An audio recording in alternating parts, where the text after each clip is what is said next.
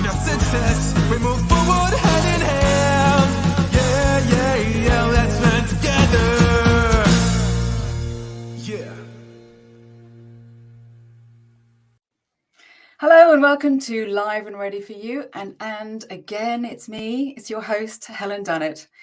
Today, I am with Reggie Deegan. Hello, Reggie. Hello, Helen. How are you today? Excellently well, thank you. Good weather. Excellent. I know, and guess what? It's the 30th of September. Yeah. So, Reggie, you are the founder of Q7 Leader. I keep wanting to say QR Leader, so I've actually, Q7 Leader. And if I could try and nutshell it, it's Q7 Leader is a framework and also a solution to help managers help their teams thrive. Would that be a good? Yeah, you could say that. You could say that. It's a solution. It's a company that was founded based on the principles of a concept that I've been working on for the last 20 years. That is called the people model canvas. For those of you who know the business model canvas, you know that actually it's a model that actually explains with a universal language how you build up a business plan. And it's now being taught across the globe. And as an HR, I was impressed by the intelligence of trying to make people start from the same point and talk about the same thing. Observing that in HR, we are not good at that. You know, every single HR reinvents his own story of what competence is, how to measure performance, how to measure talent. And at the end of the day, there is a lot of waste of energy, which actually also harms our credibility as HR professionals. So I just thought, in the research I can do at university, at the Solvay Brussels Schools of Economics and Management, which where I've been teaching for the last 20 years, I had the chance to do that research on how can we bring something more consistent and simplified, integrated when we talk about HR. And that's on that basis, actually, I created a couple of softwares which actually are sort of derived from the experience that we had around that topic. And I think you mentioned to me just a minute ago before we went live about the book. Yep. Yes. We're finally editing the book that goes with it. You know, the book is made of a number of very specific elements and definitions that I didn't want to sort of publish and, sort of offer the public before they were so strong that I could stand up, in front of anybody and defend them. We've now experienced, the framework and the people model canvas across 40 countries. We have 80 companies using it, profit, non-profit, every single sector, every continent. And it really stands up, against critics and comments. So that's why we're writing the book, which explains, in fact, the principles and the vision behind why it's useful to have a common people model canvas. So, Reggie, I'm just going to pause you there because I'm checking to see whether we are actually live, and I'm just checking on my screen. We could be live. So, hello everyone, if we are live. It seems to say we are live on your screen. Okay. Yeah, it says it's live. So, but I'm just checking. Yes, we are live. Okay. So Reggie, the purpose of these lives that I'm doing with the We Are Ready for You team is to focus in on a tangible topic with an expert, and with the possibility that we're looking at how can we increase vitality in an organization. And the goal would be in this 30 minutes is to give people things that they can actually put into action straight after this live. So the question I'm going to be asking you, let's start from the top because you've got a very provocative question that we were having a chat about when we first thought about this live. But really what I want people to walk away with is what can they do about it? So just to have that as a context. So are people the main asset, Reggie? I guess your banner wants to say that, doesn't it? Yes, it's the question that I was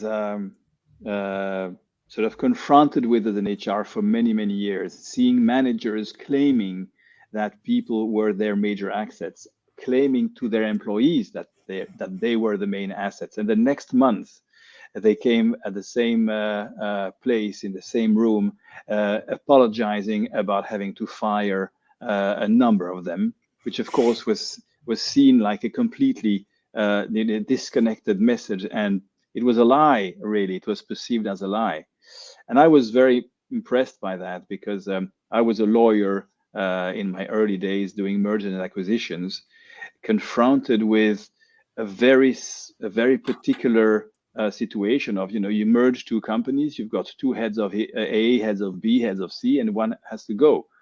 And they were not very well treated, and people often didn't understand what was happening to them.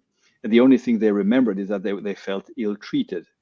And there are so many people feeling ill-treated in organizations, and yet so many managers keeping on saying that they are their major asset.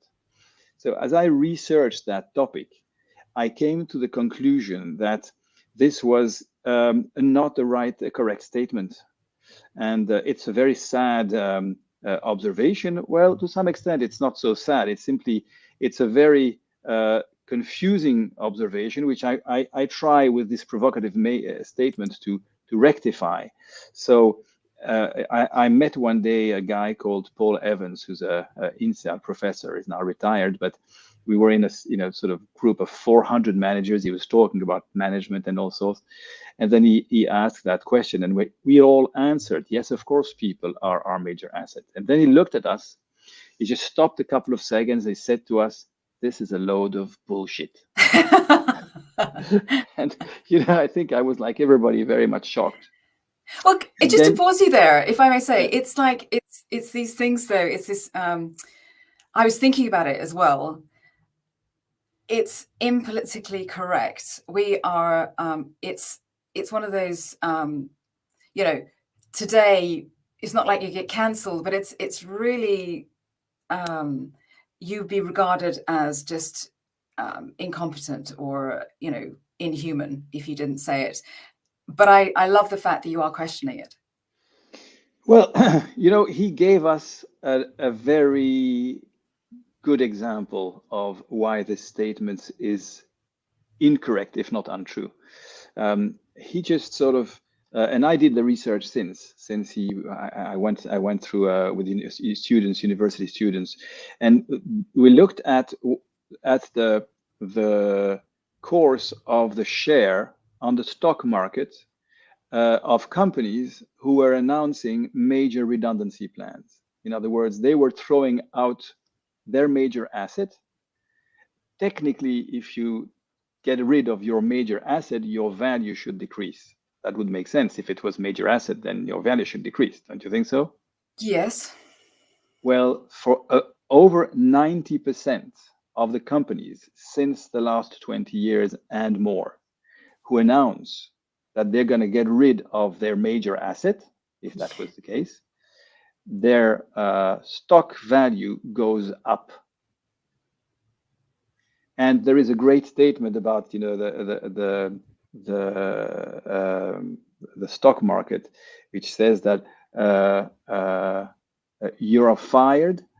Wall Street loves layoffs. Yeah. And it's an article that was published in The Economist, which he was looking at the same problem and observing that when a senior executive announces a redundancy plan, most of the time the value of its company goes up. Can I ask a stupid question? Yeah. What's the mechanics behind that? Not mechanics, but what is it about Wall Street? Why does Wall Street love redundancies? Well, the logic is simple. In 70% of the companies in the world, headcount, people, are the major cost. Yeah. So there is a very simple correlation to make when you're a financial analyst. Oh, they're reducing their cost base, so they will increase their margin and they will increase their profit as a consequence. And we'll make money. Yeah. And, when you see nice managers on the shop floor being so engaging and trying to be so cool and say, "Oh, guys, I love you so much. You're my major asset." And then when you know that those guys, maybe in a year or two, or when Putin, starts a war, it's going to put a recession across the globe, and you'll have all our top guys they were supposedly major assets, and suddenly they've been, informed that they're going to lose their job. How can employees trust the managers and the organizations if that is the idea that they have or that they were taught? This problem of creating this lack of trust is actually at the heart of one of the major issues of companies, a lack of employee engagement. They just don't trust their managers because they may repeat that often and often, but ultimately they know that if something should happen, they will be laid off and they won't be protected. So the real question is, okay, if people are not the major asset, so what should we be saying to the employees? And again, you will see that I'm probably, I'm provocative in the statement, but it's not so much a semantic. It goes much further than a semantic debate. The answer is, it's not money, it's not products, it's not IP, it's the usable competences of their people. Competences. So usable competence. So if I can make pottery, but it's okay. Well, so it's yes. Very focused on the business. Making pottery would be great for you. It's probably an asset for you. But if you're working in a tech company, it's probably not going to be valued the same way as your capacity of coding in Ruby or whatever language that you're coding in. So once you say that, and I've done that so many times now. Confronting my students, and they are in executive education, so they're all managers. Confronting them with this reality, I could see systematically that a ring bells, and that it opens their brain to a different way of telling the story about their employees. And there is something which is also, I think, very inspiring, is that competences are just about the only elements that employers and employees have in common in terms of interest. If I just take an example, take salary. The employee wants to earn as much salary as possible. The company wants to pay as little as possible. So there is a contradiction there of interest. The same would be for holiday. I just want you to work as much as possible, while the employee would like to work as little as possible. Whereas competences is the place where, if you push, both parties have the same interest. Everybody wants to be competent as possible. It makes life easier, and every company wants its employees to be competent. So the message around competence is not just about a semantic debate. It's about saying, guys, your competences and what you can deliver, which is the value that your competences allow to produce, that is the major asset of our company. And by the way, it's often, as I've been laying off many people in my career, I've been in HR in many large corporations in my career, and I've laid off lots of people. I often thought those guys who were competent and who were losing their job didn't have a real problem in losing their job, because as they were competent, they would find a new job without any problem. The problem is when managers don't understand that competence is what they need to work on for their employees. Because if in the worst case scenario, guys, I have to fire you, we have to restructure, and you have to lose your job, I will have done my job as a manager at keeping you at the highest level of competence, because then you will be employable and it will not be a drama. I don't know if you want me, I can tell you a little story that happened to me. It's when I was a young, do I have time? I don't know. Yes. I was going to ask, because it's really about, bringing this down to sort of stories which we can all relate to. Listen, I was a young lawyer and had not been working in corporate business, but I had been hired after a few years being the lawyer of that company, a big American company making technology products, and never mind the name. So I was hired there, and then suddenly the secretary of the company, and then one of the senior executives asks me to meet one of the technicians who had been there 25 years in the company. and to meet that guy and explain to him the terms and conditions of his termination. And so the guy comes in. He was 51 years old. It was the exact same age as my dad in those days. I was 30, 31. And so I see this guy. We start talking. And I remember thinking, not being experienced in business, that that guy was pretty relaxed, about, the moments when he was, being fired. And then along the conversation, I started to realize that, in fact, he didn't know why he was there because his boss didn't have the balls to tell him. He just said, go and see HR, they have something to tell you.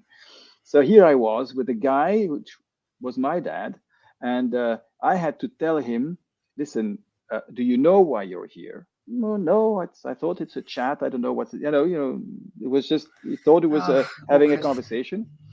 And then the guy, I say to him, listen, I'm actually there to explain to you the technical terms of the termination of your employment contract. 21 years in the company. And that moment, I still remember it today. I can see it.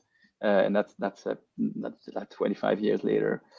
The guy literally, fell on his chair and saying the sentence that I cannot forget. Oh, God. After all I've done for the company. And boom, and he falls on his chair. And then, at that very moment, those ideas go through your mind. You feel so bad about this guy. He was a lovely guy. He could have met my dad. He was so loyal to the company. Yeah. There was nothing wrong about him, except one thing. His boss had told him all his life that he was the major asset of the company. So he was completely asleep. Absolutely no signal had told him that because the last 5 years, that company was moving from analogic technology to digital technology, and he was not taking that plane. He was actually not building up the knowledge because he was a guy of 50 and he thought, oh, I'm good enough with the analogic products. So he was not learning, moving towards the new business model because his boss never told him that the value that he had was the competences that he was owning. Well, the guy just didn't wake up. And by the time he was woken up at 51 years old, 4 years without having gone down the lane just simply, but not by not being at the top end of the new product technology, he was out of business. And that guy was at 51 years old, a digital technician in a world where everybody was going. It was an analogy technician in a world that was going digital. So his boss had just simply sabotaged his career by not being courageous enough, and that has actually always made me remember everything I do in my life today is based on working on models, solutions, products, applications that ensures that a manager cannot escape the debate of telling his employee that or her employees that competences are the major assets. And that's where this story comes from, to be honest.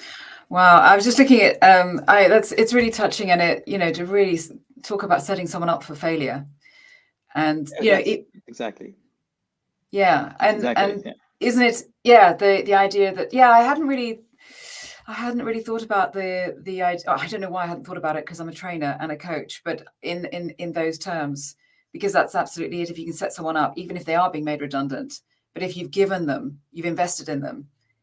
And for whatever reason, we still have to let people go from time to time. But at least you give them all the skills possible as well, if they've taken them on, to then find something else.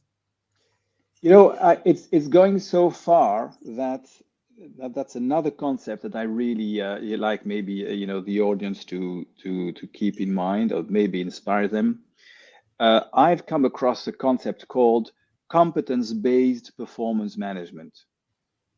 Now, what does that mean? It means that in the 21st century, the lifetime of a competence has gone from 25 years in the 1950s to 3 to 5 years in 2020.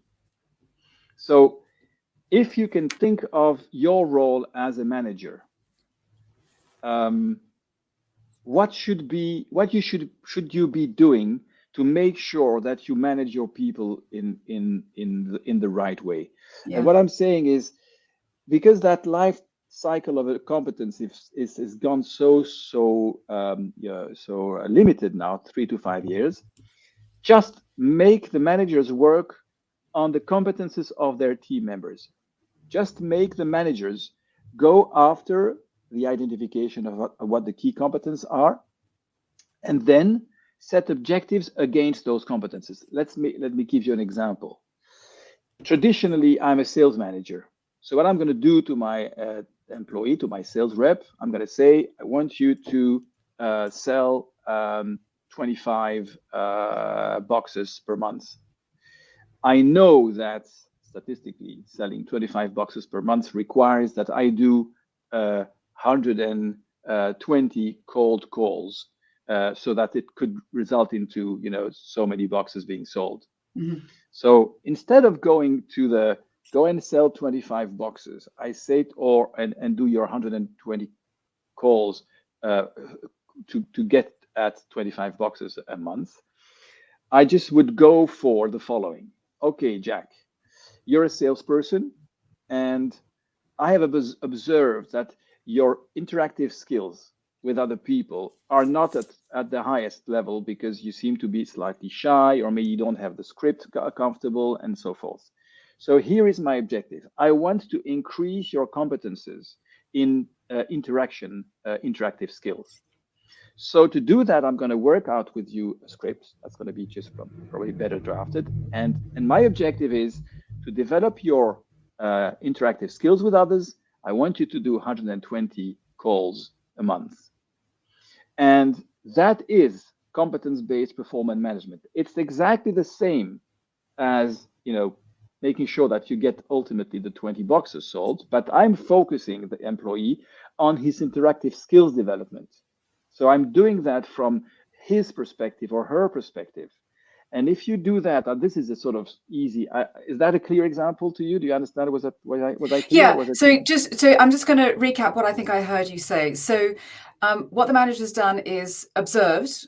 Step one, stop and observe, and identify where the gap was in ability, which was actually stopping his performing of selling the 25 boxes.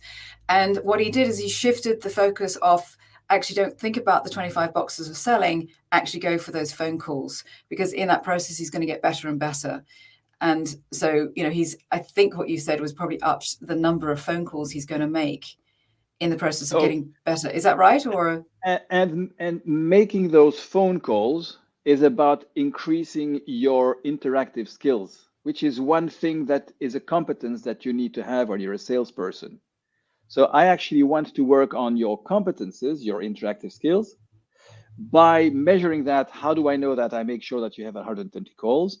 And then I know that the consequence will be that you'll have your targets, which are the 25 boxes. Yeah. So instead of focusing on what interests the company, the end result, I want to focus upstream at what interests the employee.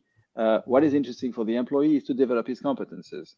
And so I just genuinely focus on the development of the competences. And as a result, I'm going to have the results coming out. And because so many employees today are struggling with these competences evolution.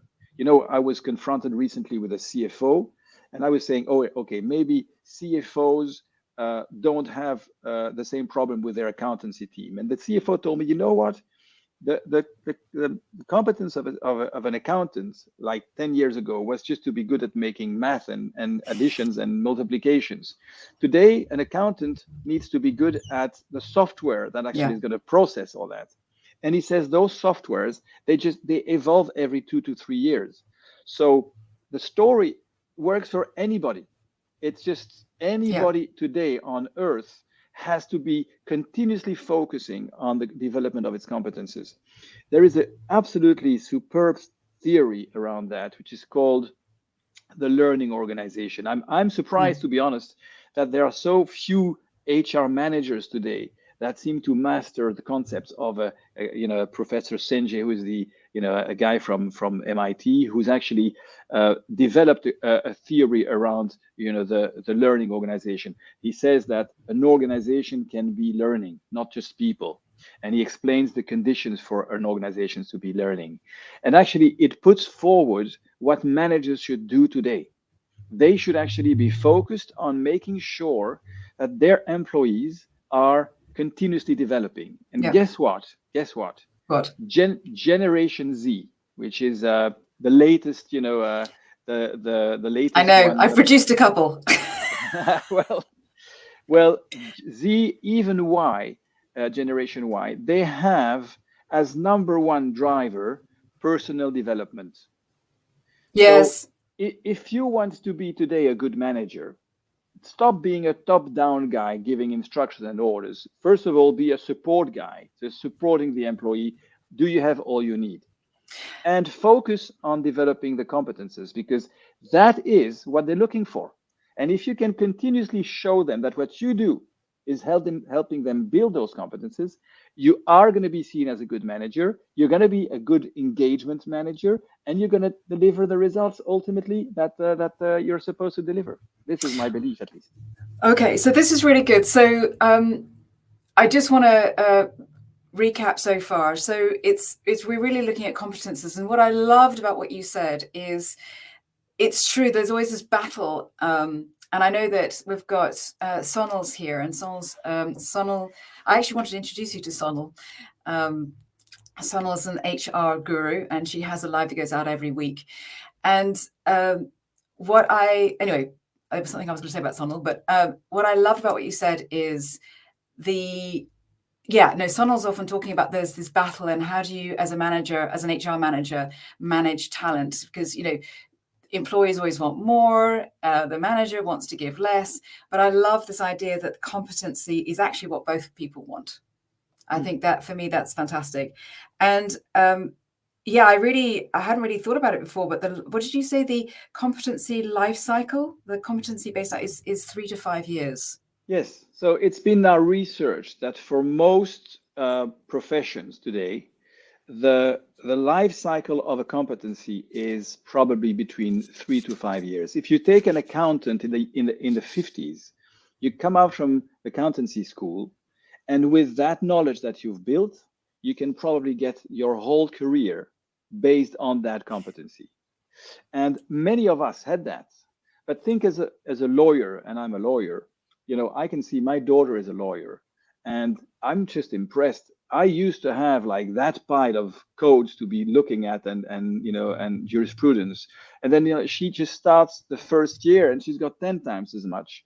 And then by the time, her studies are over, most of the law that she has been studying has been changed. Yeah. Because it has become. And so the reality is that the real talent of our employees, and it's not me saying that, lots of research proving that adaptability, agility, capacity to be, we talk much more about the attitude towards learning than the knowledge itself. I'd like to see whether you are a learner. And as I often coach startups, most of the time the startup has the same problem. They can't afford the experienced guy, so they actually have to go for junior guys. Yeah. And then they just go for a cheap guy that is junior. In fact, they just miss that a junior guy is fine, without much competences, but it has to have a specificity. You have to spot whether that person is a learner. Yeah. Is that person picking up new things? And if that's the case, then you can probably thrive even if you don't have the top competences on board. But then the same problem is raised for more mature companies where you've got very competent people. And there is a sort of competency curve, by the way, that we can show. I often show at university. Around 40 to 50, that's what the statistics show. Many of us tend to sort of stop operating in a natural learning mode. Once you're young, you actually are young and you're there to learn. So you've got a very steep competency learning curve. Around your 50s, that's the moment, 40s, 50s, it's the moment when you start having less salary increases coming up. Yeah. You have your kids that are grown, they're grown up, and you continually saying to them, shut up and do what I say, as if you better knew. So, you wouldn't do that. neither would I. And then suddenly you sort of have the tendency to sort of think that you know best. Now shut up, I know, and you're going to do what I'm saying. And what I'm saying. And in fact, for many of us, it's a sort of a natural trend because we've been hard working for 20 years learning. Now it's time for the others to learn. Well, the problem is, if your learning curve starts going down and your salary doesn't follow that curve, which is usually the case, you don't reduce your salary. If you don't keep your competences up, you actually start becoming a liability Yeah. because your cost is much higher than what you deliver or are capable of delivering. So keeping people learning is the challenge. And I see Diana that says, thank you, Diana, Attitude Live, the competence-based performance management. It's one of those examples that says, if you at least focus on competences, then I know you can't go wrong. Whatever you're looking at, you're always going to be somewhere where the risk is. And so you probably have a statistically good chance to get the organization performing. I see lots of comments, by the way, but I don't have time to read them. So I know. I've just been putting on the screen because we've run out of time, and I'm conscious that we're trying to keep these to 30 minutes. But managers need to focus more on coaching and training competence instead of pushing for finite performance. There was one question that actually Michelle did ask, and which. Oh, this is a good one. So Michelle was asking in the future if things are more, IT based, IA, which competencies should corporations and employees focus on? I think you sort of mentioned it, but do you want to just run through the top ones that come to mind?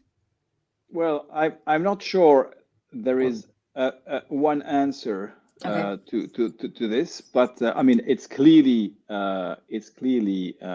digital. That we like it or not, everybody is going to be more digital. So anything that goes into the digital world are competencies that people should develop. But I guess to me it's more making every employee aware that he or she is responsible for the continuous development of relevant competencies. So you want to be a learner. The learning attitude is what you want to be developing for your employees, because wherever you go, like Michelle says, clearly it's going to be more digital. Yes, that's a fact. But there are going to be many other competences that are maybe not digital, which are also going to evolve. The only point is, if you are aware that your competencies are the major asset of your company and of yourself, then you're probably going to be more careful at not letting go with the best example, like you and I may have done already. Our kids become 15, and then we're so proud that they know better how to upgrade our smartphone, and in 2 years' time we don't know anymore how to upgrade our smartphone, and we've lost that competency. We thought it was good, but actually it was bad. It was a bad decision. Keep on doing things yourself, keep on learning, keep on fighting for keeping this competence curve up, and you will maintain your status as the major asset of the company. You've just summed it up for me. It was beautiful because I was just thinking, okay, how do I sum up this? So fantastic. Keep working on your competencies and keep being relevant in a company. Reggie, that's as much as time as we have to have the conversation, sadly. Reggie, how can people get hold of you? What's the best way if people want to continue the conversation or actually find out about Q7 Leader? I guess LinkedIn is the best channel.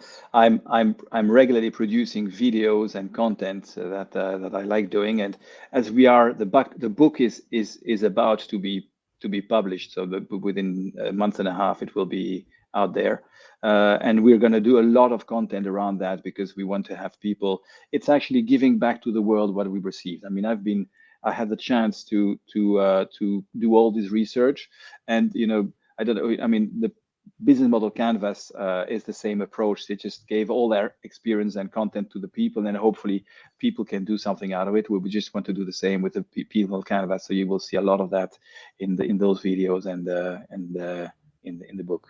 Thank you for giving back, Reggie. Thank you. My pleasure. I'm going to end it. So thanks very much. Thank you very much for everybody's messages. I was trying to put them on screen. It's so lovely to have people watching and joining in the conversation. So until next month, thank you very much. Bye.